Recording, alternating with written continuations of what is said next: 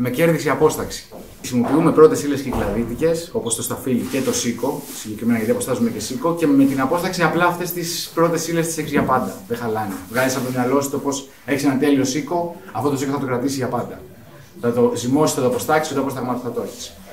Και μαζί τον οργανοληπτικό χαρακτήρα του σίκου. Το ίδιο και το τσίπουρο που γίνεται από κυκλαδίτικα αυστηρά και μόνο στα φύλλα, στέμφυλλα συγκεκριμένα.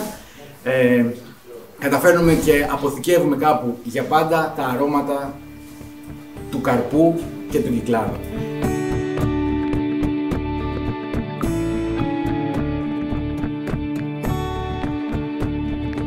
Το τσίπουρο είναι απόσταγμα στεμφύλων.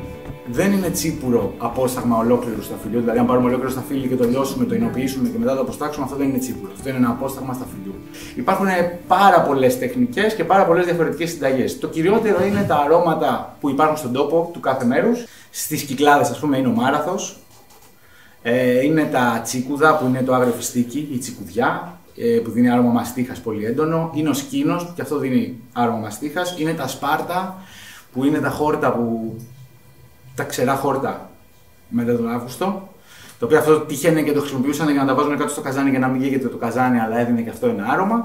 Στην εποχή που ζούμε τώρα, μειώνεται η τάση του να χρησιμοποιούμε βότανα για το λόγο ότι η τεχνολογία έχει εξελιχθεί και η τεχνογνωσία, οπότε μπορούμε να φτάσουμε πολύ κοντά στον οργανοληπτικό χαρακτήρα του φρούτου. Και αυτό είναι η τέχνη της απόσταξης σήμερα. Δεν θέλουμε να το κρύψουμε μαζί με άλλα αρνητικά, θέλουμε να είμαστε καθαρή για να δείξουμε το σταφύλι, την ποικιλία του φρούτου που αποστάζουμε. Αυτό είναι τώρα, με αυτό ασχολούνται. Οπότε οι περισσότεροι αποσταγματοποιοί παγκόσμια. Οπότε μειώνονται οι εντάσεις των βοτάνων ή μπαίνουν για να έχουν κάποιους χαρακτήρες. Εμείς στο τσίπουρό μας το κανονικό δεν χρησιμοποιούμε κανένα βότανο. Για το λόγο ότι προσπαθούμε πολύ να βλέπουμε τα αρώματα του κυκλαδίτικου σταφύλιου.